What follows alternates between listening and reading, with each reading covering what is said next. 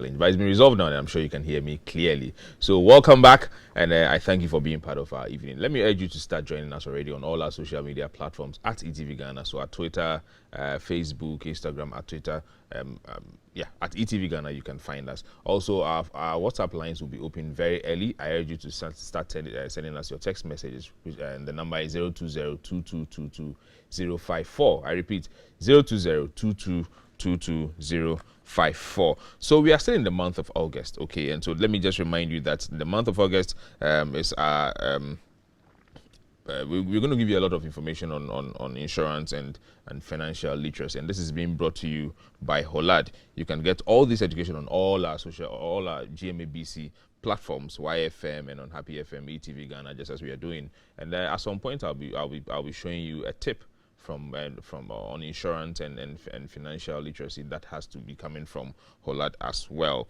Let me also remind you that today is the World's Humanitarian Day, and a time to remember both the victims of humanitarian crisis all around the world and those who fearlessly venture into dangerous regions to bring them much needed aid. On World Humanitarian Day, the world commemorates humanitarian workers killed and injured in the course of their work.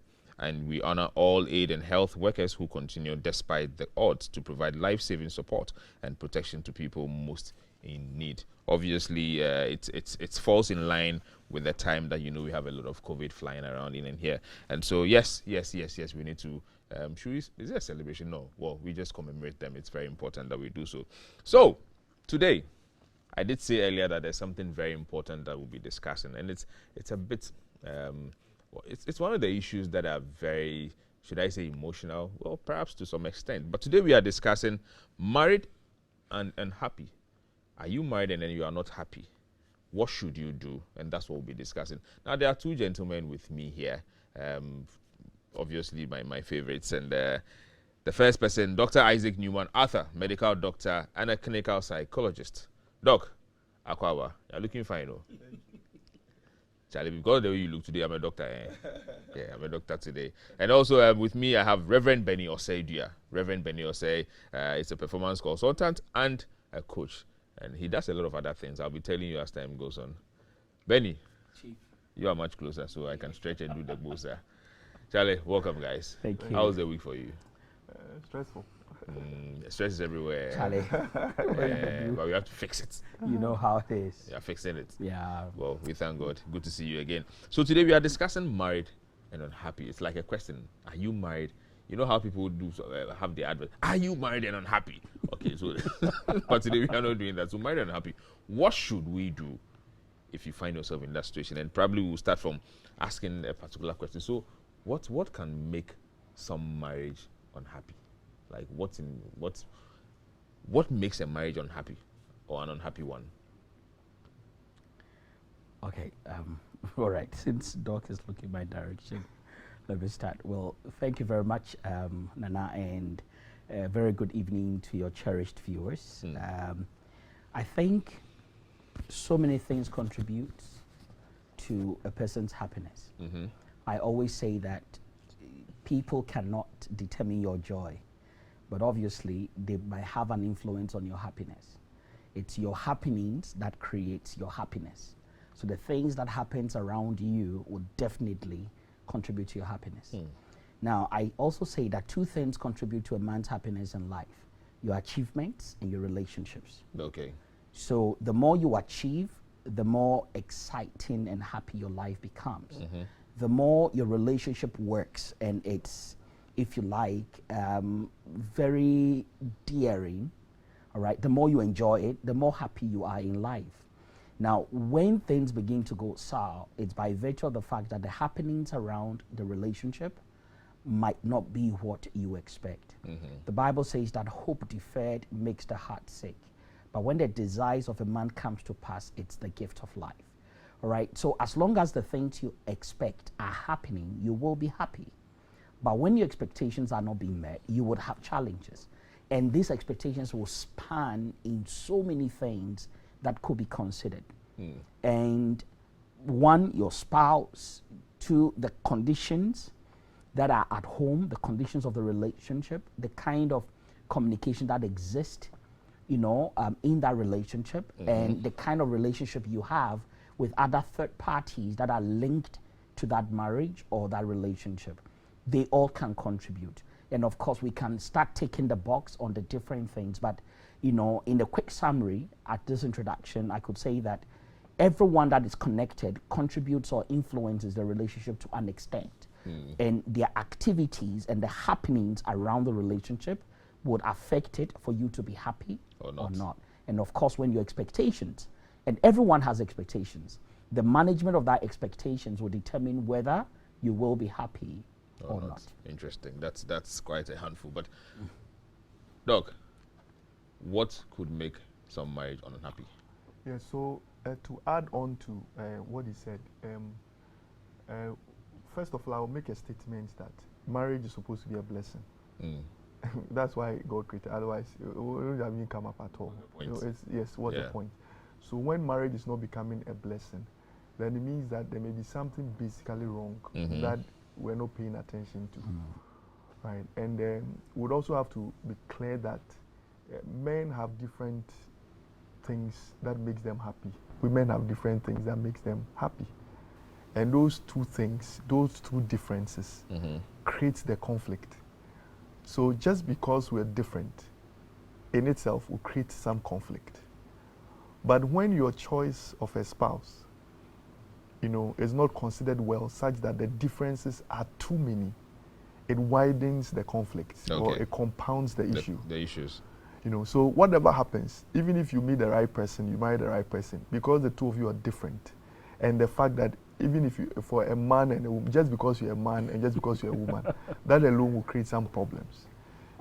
But who you choose becomes, a major determinant on how unhappy you're going to be because of that difference. So you have two different people trying to make sense out of a small space. That difference alone can create some kind of problems.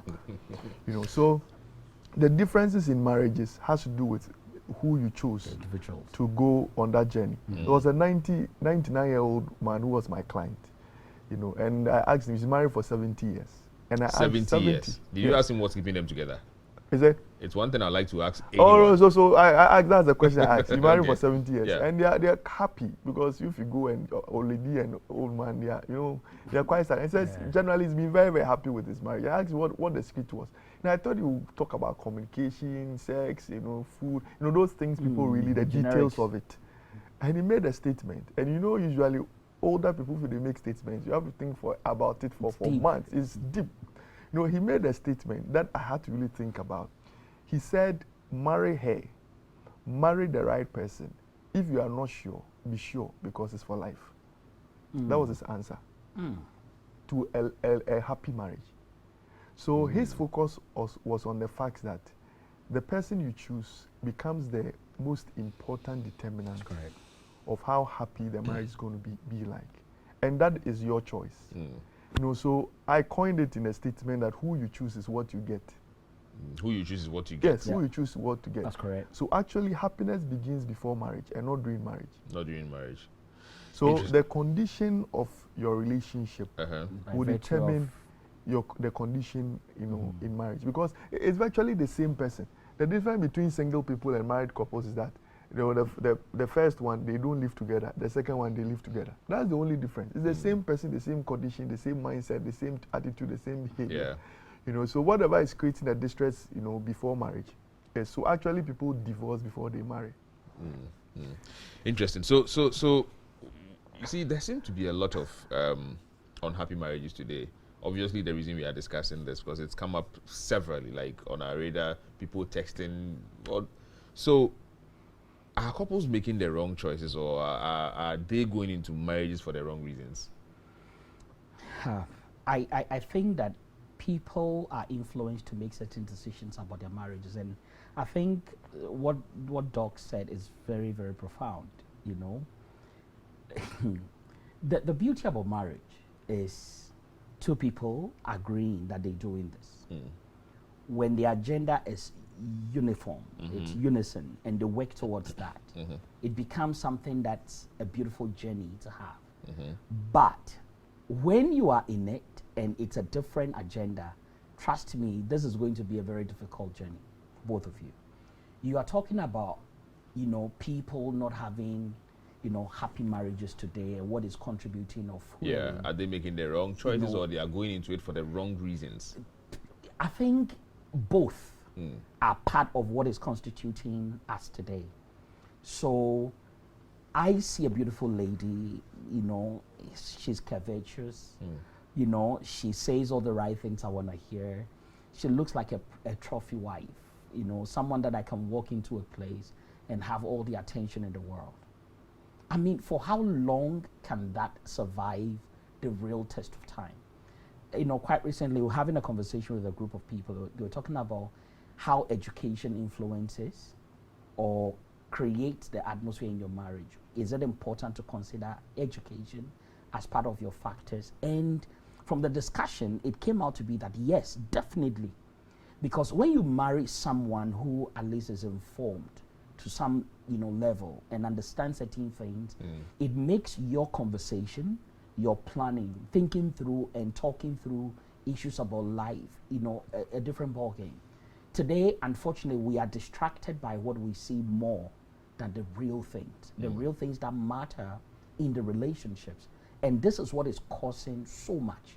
The distraction of how the person looks, maybe how he talks or walks. And these things can change. Maybe what car he drives, where he works, and what's in his bank account. These things can change. Someone woke up one Monday, her entire house burnt down. People's businesses burnt down in just one day. So if that is what you put your heart and your mind on, and the next day it's no more, then your love come crashing. So, I mean, people are making the decisions based on many wrong choices. And of course, it's a major contributor, like some of the things he said. Doc, who are unhappy the most? The men and or the women? Well, personally, right, there are certain general statements flying around, which is not true. Right, so if that becomes people's perception, they may see marriage in a very negative light. What are some of those statements? One, there are more women than men. It's not true. You are sure? There are more men than women. Oh no, look, you are the first to say this. So you Maybe Google. He's done a study. So you Google. Anybody who is watching can go and Google.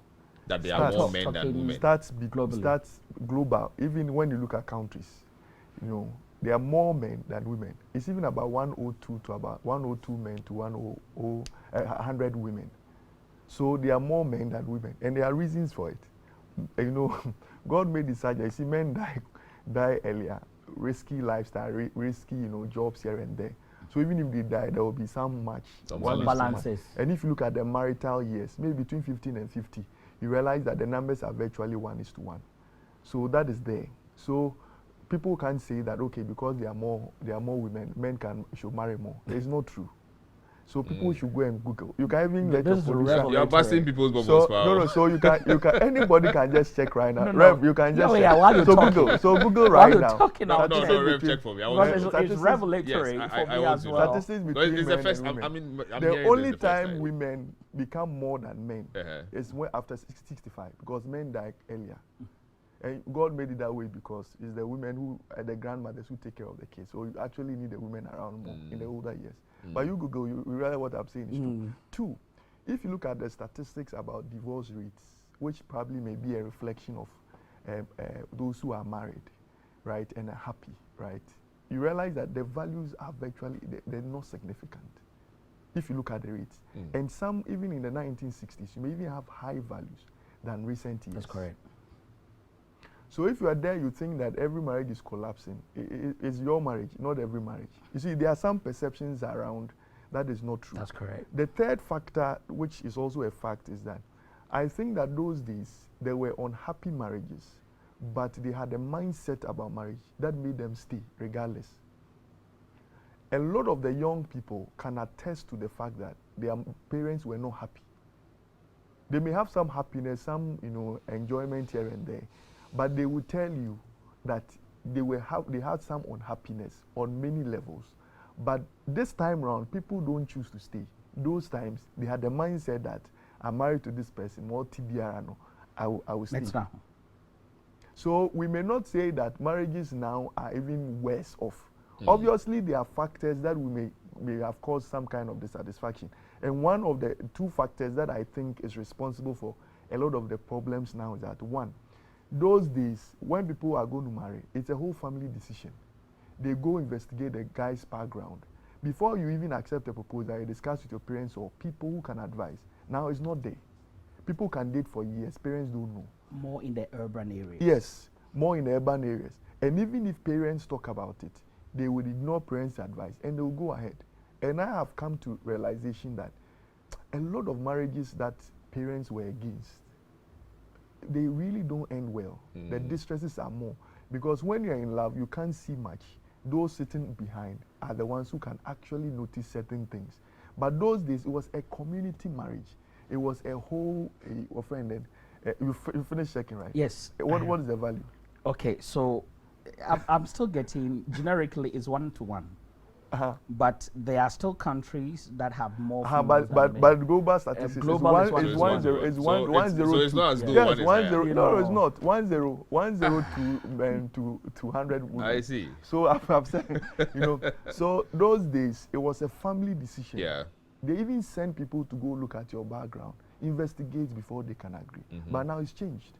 So individuals are going against parents' advice, going against all the red flags. All the red flags. And they enter and they realize that no, what they were saying was true. Yeah. So that was then. So that was the difference between then and now. The second is that then people were actually willing to actually work it out. Work it out and change themselves in order to be able to accommodate each other. Compromise and adjust. Compromise and adjust. But now it's not there. People know that, okay, I can now divorce easily. Or I can, what do you call it? If you do, I'll walk away. I'll walk away. And I can be independent myself. I don't even need marriage. All this equality thing. And their reasons for marriage is quite different than then. I see. And that is what is creating I think the major difference. But there were very, very unhappy marriages, which are very, very But you see, my question was, yes, between the man and the woman, who is usually the unhappier one? I think that is really depending on what is creating the unhappiness, and also what the coping strategy of each one, and whether they are receiving external support in dealing with the unhappiness or not.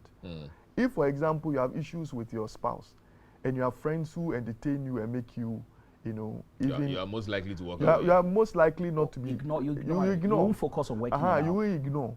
And usually when spouses talk a lot and you realize that they've stopped talking, it means that probably they are using other ways to cope with the problem. Yeah. Or that. So depend on your own coping strategies and also the support systems you have.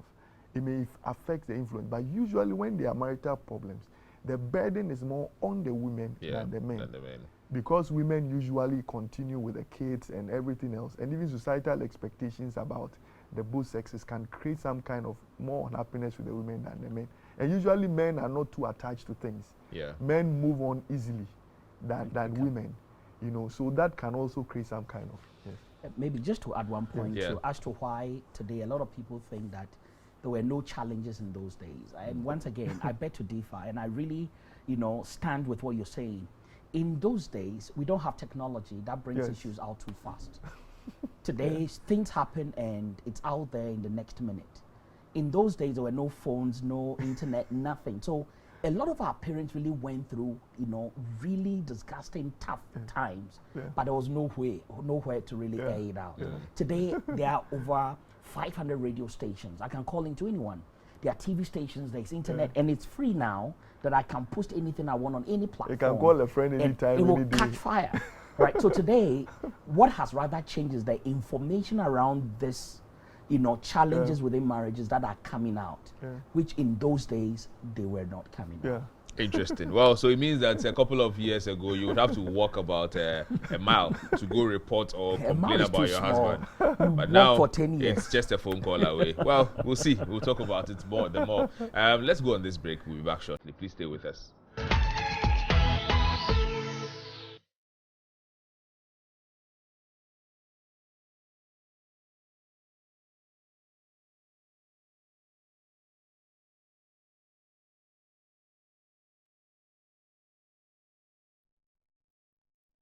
Oh, welcome back, and that was your insurance tip, as I mentioned earlier, and that was also brought to you by Holad Insurance. Of course, if you want to know more, get to them, and you get to learn, and also make sure you are insured. It's very, very important. It's part of growing up and making sure you are making the right choices and decisions in life. We are back. So this finding out of that research, I need to go and find it out. Now I want to see it myself. Yourself. Yes, and be sure, because The 1:1. the 1:1 is still playing on my mind, but I'll go through it and I'll see what exactly it is. I'm not saying Doc. I mean, Doc. I know Doc will always know. No, of course. I mean, I checked it out. And of course, you checked and then you saw it. Hey, 1:1. Sign out 1:1. Anyway, so there's this thing also that goes around that, I mean, almost every marriage starts well, has its own downs, and I mean, there's always the unhappy phase. Most marriages go through the unhappy phase and then find happiness again. How true is this? Yeah, so if you look generally, the first 3 years becomes critical. Most of the divorces happen in the first 3 years, even if it physically happens after 20 years. Right? So, for example, some people divorce after 10 years of marriage, but the decision really is in the first 3 years. Because the first 3 years is actually the test time to really know the person on a daily basis. And when that finding is not satisfactory, they actually decide. Emotionally, they may be gone. Psychologically, they may be gone. And those who linger on and don't have the courage to even divorce, they hope that things will get better until it's really up there and they realize they are choking and they just walk out. Even if it happens 20 years. And most of the marriage, if you ask, they will tell you that when I started so they always go back. Sometimes even just before, the wedding ceremony, there are some conflict. They know in themselves there is this unhappiness, this conflict in there, this unsettledness, I want to back out, I want to. Then they also, it will be well. And then when they marry, the first 3 years, right, all the mistakes happen, all the differences show up, all the conflicts, seem to come up. What their lifestyle and what they're involved in, what they do and how they want to live their lives, and the decision and everything happens around that time. Then when the dissatisfaction is just too much, some people will just decide to walk away around that time, or actually try and take steps to work it out until, if they realize that things are not really working out, then they just back out, depending on even what they believe in. Okay. If, for example, they are staunch Christians and the Bible actually discourages, does not totally negate divorce, but discourages it because of the impact on everything else, right? If they are, for example, they are Christians or Muslims or other religions, then they actually hope and trust God that it works, or they feel too guilty even to back out. And they stay on for some time. So the first 3 years is actually very, very critical in the discovery and all the mistakes and forgiveness and all that. And if they are not satisfied with whatever they found, then the decision actually begins around that time. Emotionally, they are gone.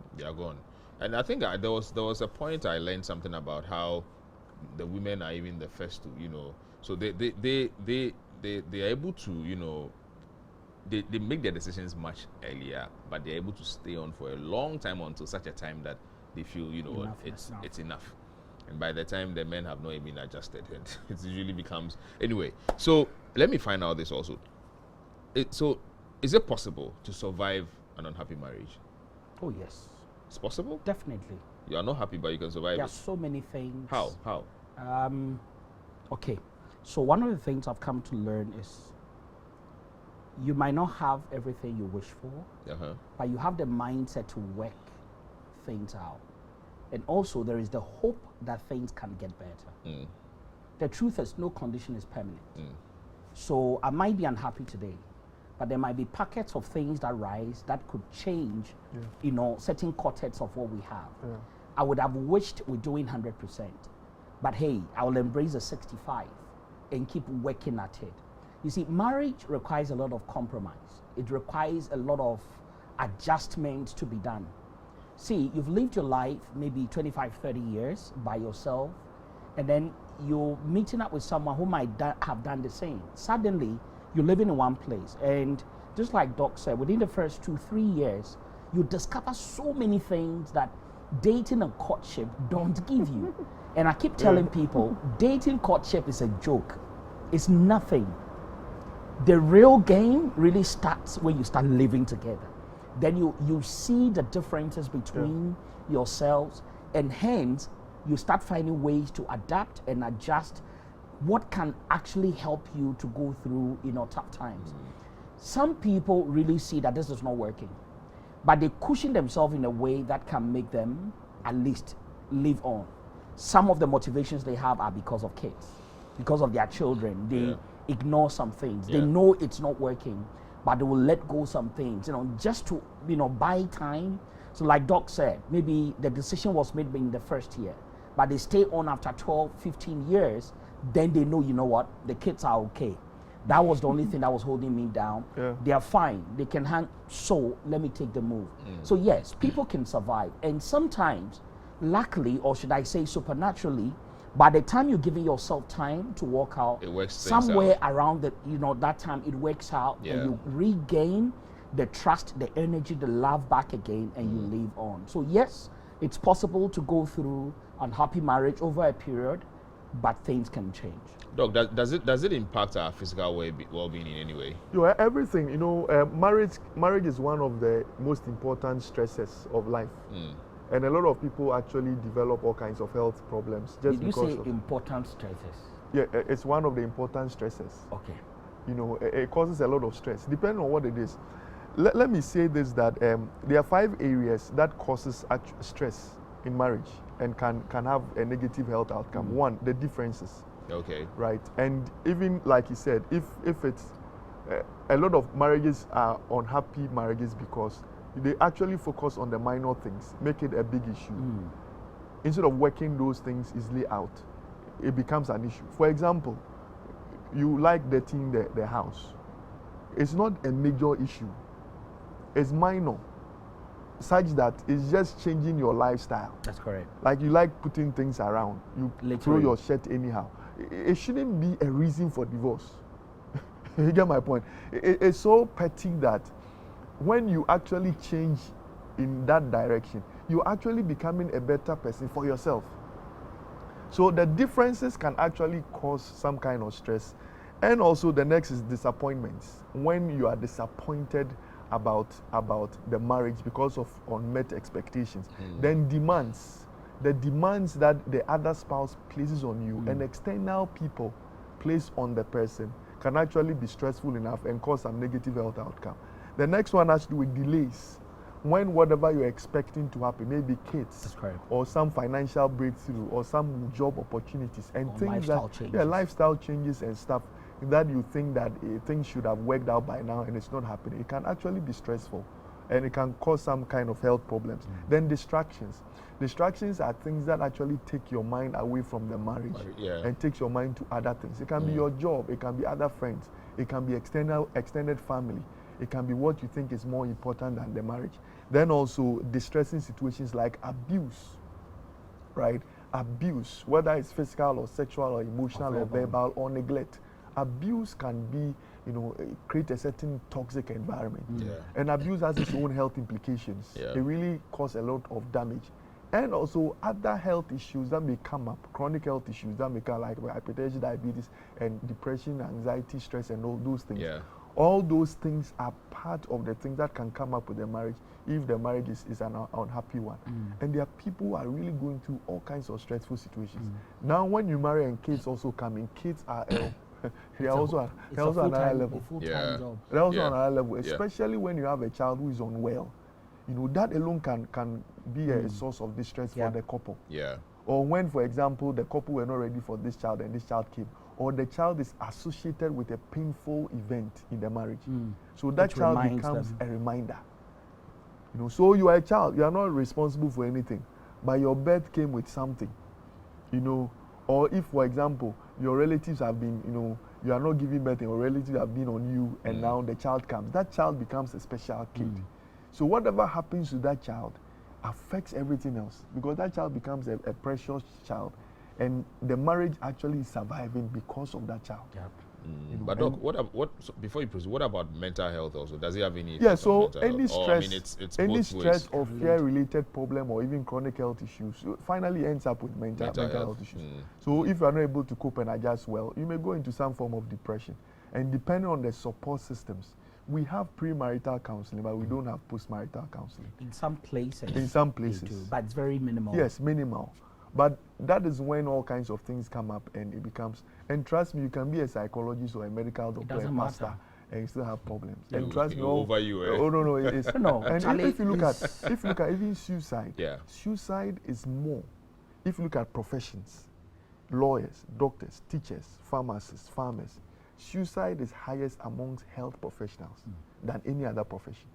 Wow. You can also Google that one. That I know. Yes. Really? Yes. Yeah. Interesting. Because of the stresses. So knowledge and skill doesn't protect you from marital challenges. Yeah. Sometimes you just need, some kind of support or something to be able to deal with. So you know what? I mean, I think at some point we spoke about when there are kids involved, and then it brings me to asking that. So in the situation where there is an unhappy marriage, okay, and then obviously there are kids involved, how do we protect these kids? Because then they come across as those who are likely to even suffer the most. How do we protect these kids? I think the challenging bit is not letting the kids see what is going on. Yeah, but how? Okay, so that's why I said that it's the challenging bit. Yeah. You see, there would be, like I said, a lot of compromises. These compromises even have to do with being emotionally yourself, which could be suppressing your emotions, could have other health implications, so your mental health issues, are kicked in there. Yeah. When kids are involved, they are easily triggered by the different things they're exposed to, easily. And when it's not managed well, when you're exposing the kids to some of these fights, some of these arguments, and sometimes you don't fight and argue before but they realize that the communication at home is not what it used to. Because they know when you're happy and when the vibe in the home is up. But when things have changed and you're not talking to each other, you're not shouting at each other, but you actually walk past, you're not saying anything, they pick these things up. And when it's not managed well, it starts affecting them. There are instances where you realize that the child is watching you and watching your partner, and see your reactions. And she knows, she can feel. And so that is the intuition that sometimes these kids have. And when they are not strong enough mentally, it would have an impact. And I think that many times when parents, or when couples have kids and they are having marital issues, they must be able to plan effectively how to behave when the kids are present. At least have some level of understanding. Then you might as well be solving the issue then, because then how do you both plan how to behave? Because the truth is there are those that make a decision and they agree that for the sake of the kids, whatever we do must be not in their presence. We can fight in the room, do whatever, but when we come out, we play the role until such a time. All right. So there are people who will make those decisions and come to that understanding, and they both understand they are buying time just for the sake of the kids to have them protected. Look, how do we protect them beyond what? Well, it's difficult. A toxic environment is a toxic environment, and like he's saying, that decision has to come up such that we just have to be adults. We just have to decide to be adults. And sometimes it can be so overwhelming that you can even break down, in front of your kids. And one of the dangers with conflict amongst parents and kids has to do with the fact that sometimes parents will use those kids as coping strategies and a conduits for complaints. So you have a child, a daughter or a son, and you keep talking negative. You talk to your child because you can't talk to your spouse. Or when something happens, you actually go complain to your child, because you need someone to talk to. And these couples, they form relationship with a particular kid because they have some qualities that the parents like, and they become, the middleman between the two. So mother is saying this to the son, father is also saying something else to the son. So the child is actually trapped in between two conflicts, and as if you know what to do, along the line.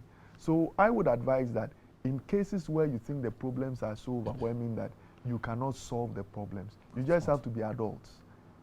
And you better walk away from each other than to dwell in a toxic environment that has its own generational impact, right? Because even if you get a good person, marriage is challenging.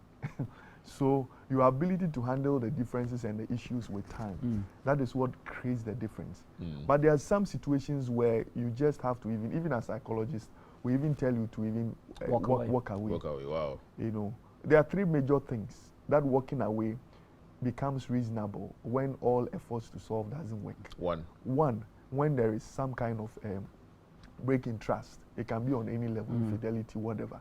It can be on that level, right? Two, when your life is in danger, when there's abuse in any form or shape, and that abuse is really affecting you, especially when it's physical. Because physical abuse will end your life now. Emotional abuse may take time, right? You may take your own life through suicide or something, but physical abuse can end your life immediately. So when there's abuse. And three, when you realize that everything around your life is being affected because of the marriage, especially in fulfillment of your purpose in life, you know, and also when it affects your relationship with God. So these three things become critical, that sometimes, depend on the issues, it becomes non-negotiable because your destiny, your life itself is at stake. Yeah. You know, and you cannot be able to thrive in such an environment. And all steps are taken. And we don't even advise divorce straight away because, you know, sometimes some people rush it and later realize that afraid no one's saying, you know, now someone else is in the picture and things are really booming. So every counselor or pastor will tell you to go ahead with separation first. You know, where the two of you are apart each other, and just to be able to evaluate things well. You know, sometimes when you stay apart each other, then you realize, no, it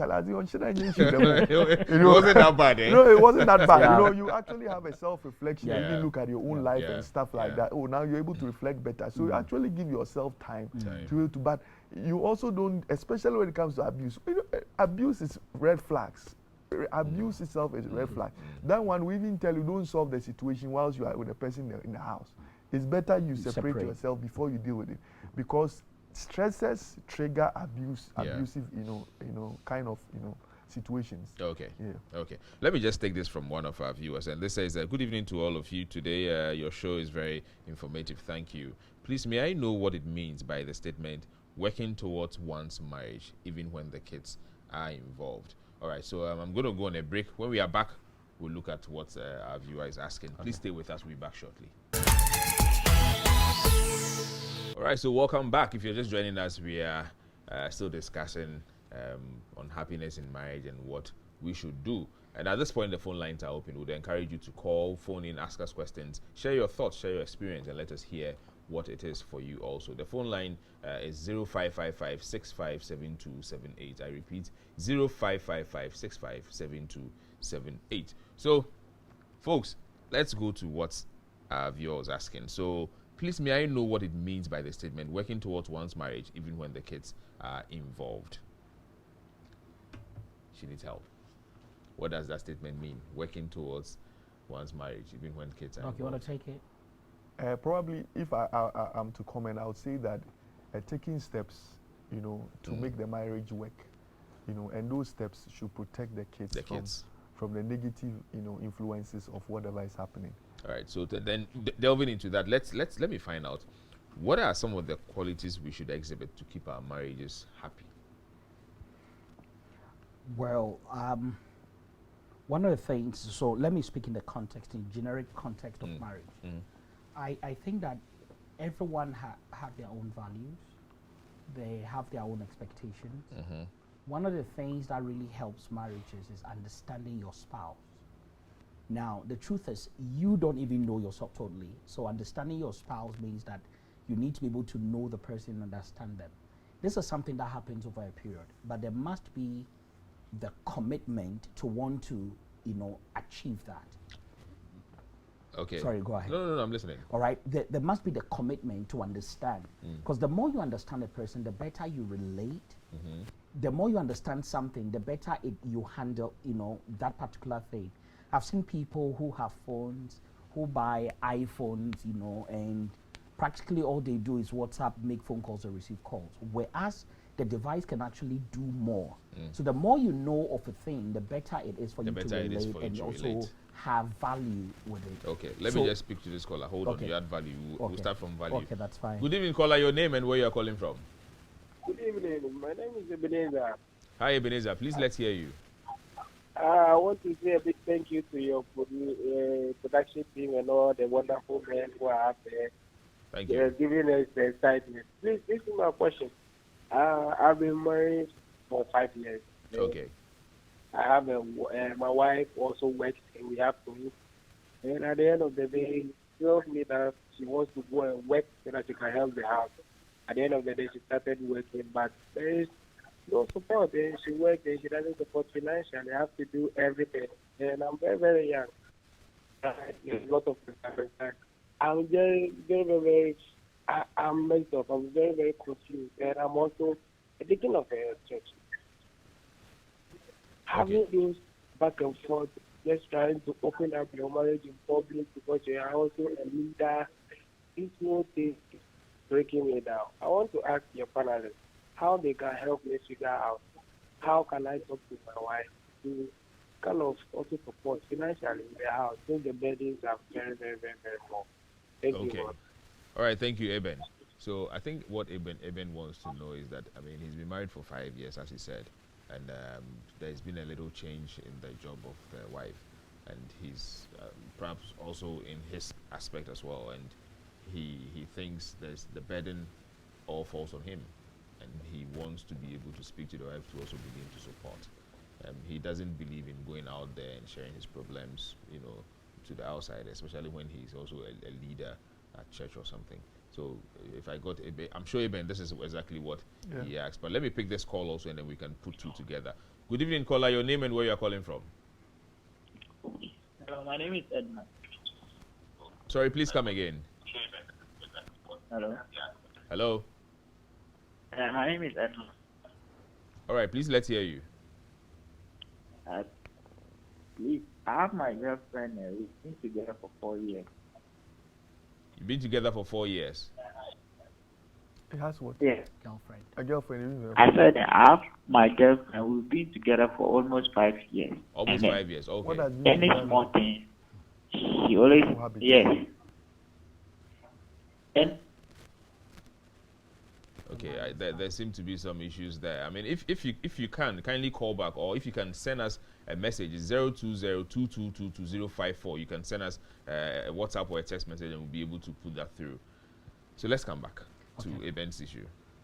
All right. So if I understand, or if I understood him correctly, Yeah. they've been married for 5 years. Of course, they were doing well, but then over a period, his job changed. The wife's also job changed a bit. There's been a change somewhere, and know. there's too much burden on him, and he wants to be able to speak to the wife financially to support.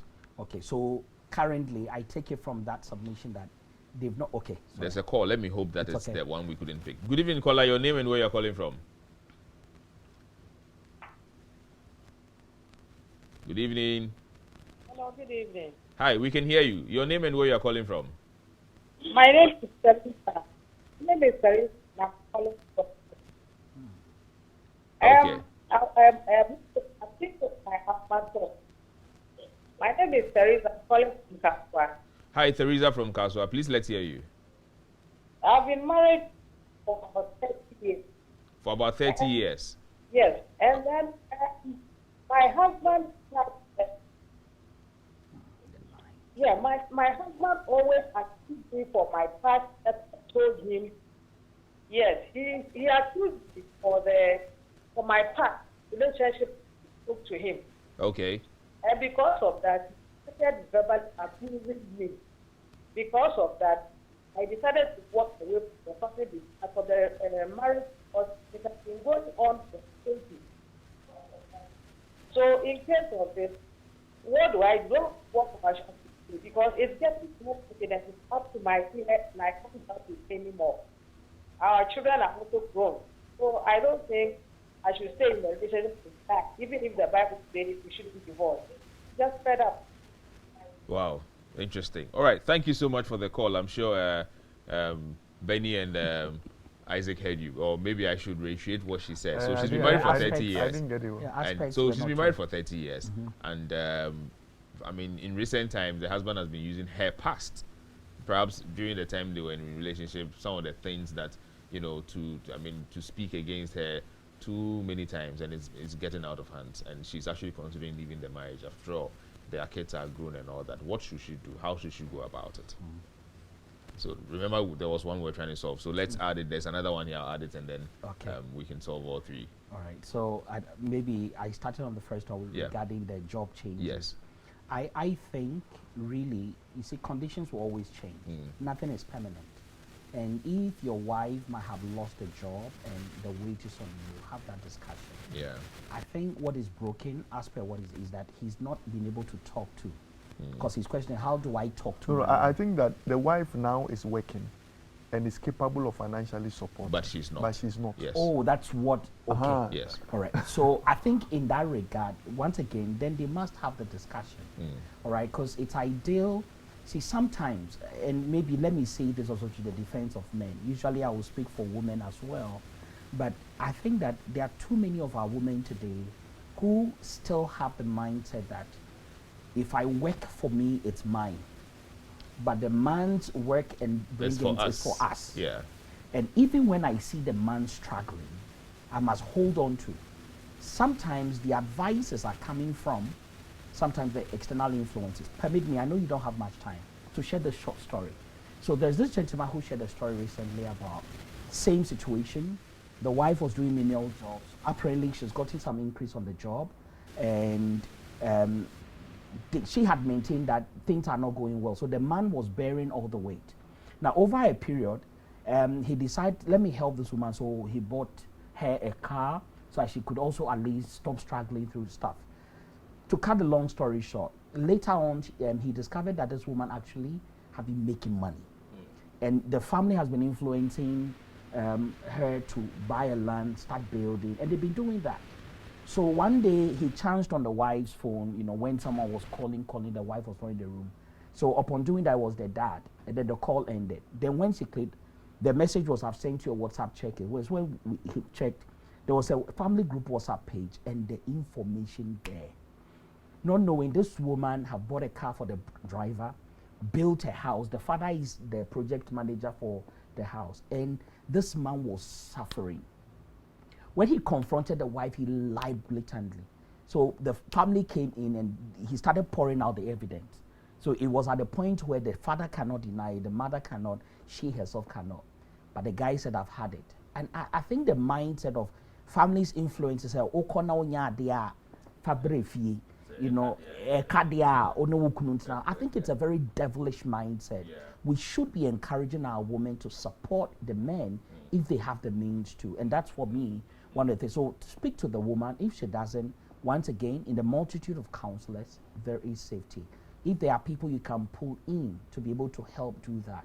As a pastor, I will encourage, if you go to church and you have a pastor, you go to the same church, even if a different church, you can speak with an elderly person to pour out. There's nothing wrong with it. Okay. But I will advise, please don't go quickly to your family, because you might forgive the woman over a period, but the family might not, and it might destroy the relationship.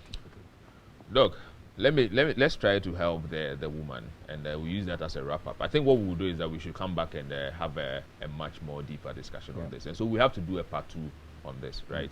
We all agree, right? All right, so let's tackle the woman's issue. Yeah, I think that this proves that it doesn't matter the length of years you'll be married. And it actually proves the point you made about how there is even divorce within the first 3 years, but it probably suffices after 30 years. I'm sure this thing has been happening, or you know, I think they should just talk to someone. Yeah. Right, they should talk to someone. I don't think, I think someone focusing on your past is not a major issue for divorce, right? I think that there should be some discussion, especially with someone who can help. Okay. So that if that is the most distressing behavior, I think that we should be able to find out why this man keeps doing that. Yeah. And find a solution to that. I don't think you can build something for 30 years and just pass issues. Yeah. Past issues should be enough to dissolve the marriage. You build past issues for 30 years as well. Yes. Anyway, so this is where we're going to draw the curtain, and we all agree that next week we'll come your way with this a part 2 of this particular discussion. There seems to be more that we need to be discussing. So thank you, Doc. Thank you, Reverend. And my name is Dr. Nanaya Odare. All right. So Reverend. So I am Reverend Dr. Nanaya Odare. Yes. So before you go, I have a surprise for you. I like the fact that it's a Thursday and tomorrow is going to be Friday. And so I have this coupon This is coming from Cheesy Pizza. Oh, Go there wow. tomorrow. Okay. Sorry. For the weekend. Get Wow. something nice from them. Send it home. I'll call your wife and ask them. Okay. Somebody may fear. I'll know. Okay. So this is No, not a my problem. gift. This is my gift for the weekend. Thank And it's you. coming from Cheesy Pizza. Thank you. Okay. Do they do So deliveries? when you go, you find out. Maybe you should call them. Yeah, you should. I Call mean, them you can. ahead. Yeah, make the call. Yeah. You just might get it. Thank Yeah. you. Yeah. So Grateful. this is for your weekend. You're great. Thank And you. I'm glad you're here. Thank We'll you. do another good episode next week. Right? We'll continue this. And I just might decide to take you out of this place to a different realm. Oh, All right. Thank you also for watching. Thank you for being part of our evening. The COVID is still in the corner. Please protect yourselves. Very, very important. Those of you who don't have the vaccines, please get vaccinated. It's also equally important. Thank you so much for being part of our evening. We'll see you next week.